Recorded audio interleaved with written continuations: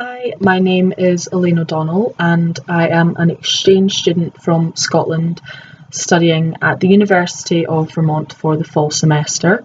I'm taking Sociology 151 Religion and Ideology with Luke Kilber.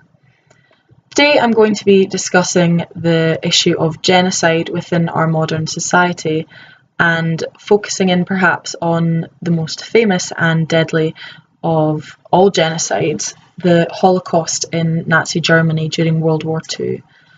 In order to explore this topic, I will be looking at the work of several historians and academics that focus on genocide, often including the Holocaust as part of their work. I will be exploring articles by author and historian Timothy Snyder and sociologists Daniel Shiro and Jennifer Edwards. Shiro and Edwards' article, Making Sense of the Senseless, Defining Genocide, written in spring of 2003, is broader in its definition of genocide. They explore the issue of genocide through its definition and how the different definitions it's given can be problematic.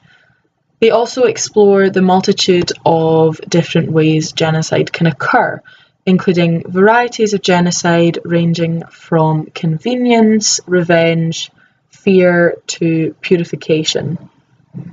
Finalising their article, they discuss the future place of genocide within a modern and postmodern society. Snyder's article, Bloodlands, Europe Between Hitler and Stalin, focuses in extensively upon the multitude of murders committed by both the Stalinist regime and the Nazi regime. Snyder explores the murders committed by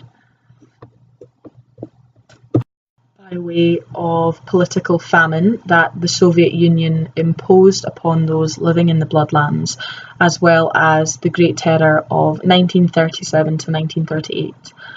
He also discusses 5 major policies that were implemented in the Bloodlands in order to take control and purge out the impure, including modernisation as self-colonisation, the era of de-enlightenment, Stalin's belligerent complicity, and Hitler's colonial demodernisation, which he has included discussion of the Holocaust in. In relating the two articles to each other, I have found both similarities and differences that can be seen throughout both. The two articles are similar in their discussion of genocide as a political entity, but each offers something different in its portrayal of genocide itself. Shiro and Edwards are broader and more academic in their discussion of genocide, whereas Snyder is more emotive, personal, and focused on the specifics of the Hitler and Stalinist regimes. Each offer an interesting perspective and, read together, give a very well-rounded view of genocide, both its reasonings and consequences and its place in our society today. Shiro and Edwards explicitly state that genocide is politically motivated.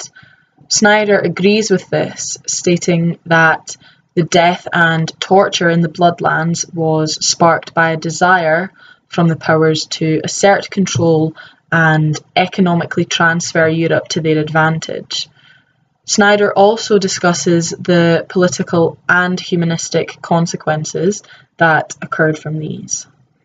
This is a similarity between the two that runs the length of their articles, bringing them into similar arguments at certain points of their discussion, such as the underlying aim for purification in the Nazi regime, which both Shiro and Edwards touch on and Snyder delves into in a little bit more depth. Hitler wanted a pure Aryan race, and both articles also agree that this was his main motivation for committing genocide within Europe, ridding Europe of the Jews. A stark difference between the two articles is the issue of defining genocide. Shiro and Edwards allow for what they call variations in murder in their definition. They note how the murderous aspect of genocide can range from intentional mass murder to widespread manslaughter, and even ranges so far as political famine. Contrastingly, Snyder doesn't address a definition at all. If reading his article after Shiro and Edwards's discussion of the complex nature of defining genocide, Snyder's omission could be seen as problematic. Through Shiro and Edwards's discussion of defining genocide, they touch on a few key points that are omitted from Snyder's article, particularly how many in society today and previously see genocide as a modern phenomenon. There is plenty of historical evidence that this is not the case, and that groups of people based on their ethnicity, their religious background, have been targeted and persecuted. In the Bible itself, there are genocidal stories, such as the fall of Jericho and the command from the Lord to Joshua to kill all men and women. Shiro and Edwards explore the religious side of genocide, the religious aspect of genocide, in a little bit more depth as well. As they note, many people also only consider genocide in terms of ethnic reasons, forfeiting the economic and political reasons that people have been murdered. They discuss how the most famous and well-known genocides, such as the Holocaust, Rwanda, and Yugoslavia, have all been ethnically motivated, and thus this is the understanding and view that many in society hold of genocide. This complex and intricate discussion is not and cannot be included in Snyder's, as he does not define genocide and therefore leaves out room for potential discussion of this topic further.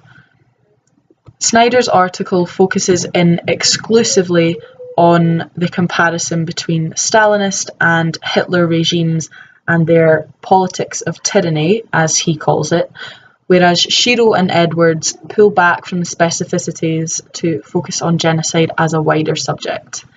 This allows them to gauge more of an objective view.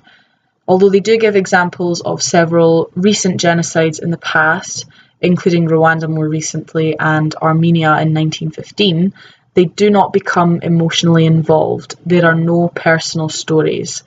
However, Snyder, on the other hand, begins his conclusion with the names and stories of victims of genocide, such as the Ukrainian boy Yosef Sibalowski, who starved to death in 1933 with his family, to Tanya Shavicheva, who died in Leningrad, amongst so many more.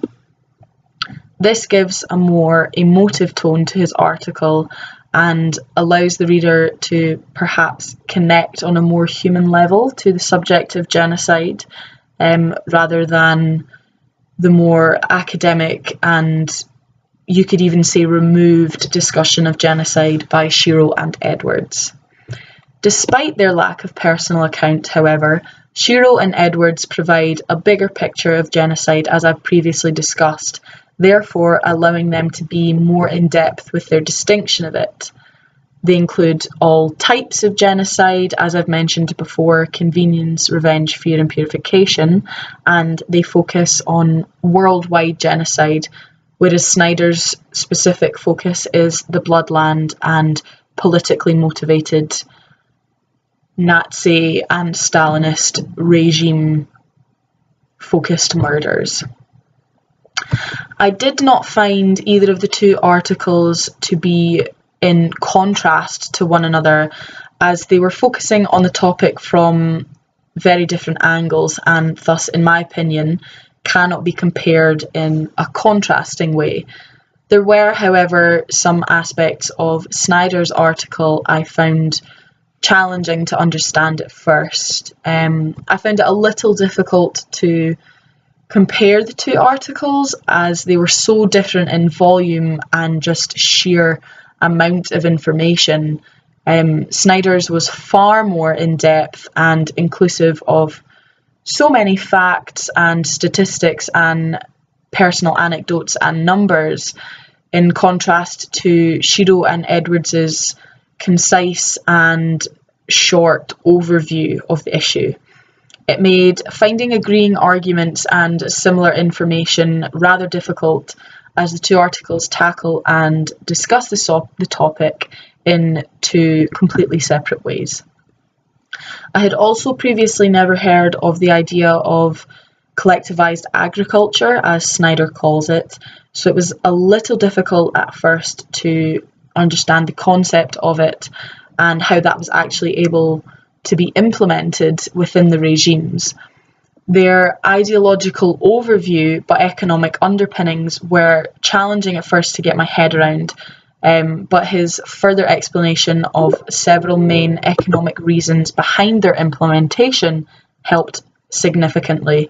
He discusses how collectivized agriculture was part of a plan of upwards economic mobility, which is echoed further on in the article in paragraphs I understood, and also how collectivized agriculture allowed modulation of mass killings and policies and basically mass murder.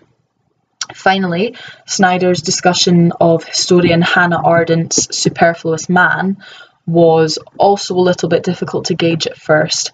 I was not sure if she was discussing the fact that he felt superfluous in his society, or if it was the Stalinist and Nazi regimes that saw him as expendable. However, the further discussion of how it was a result between the two systems of industry and then control with the agenda of torture and death coming together, resulting in cynicism and fear, made it far easier to understand. Thank you.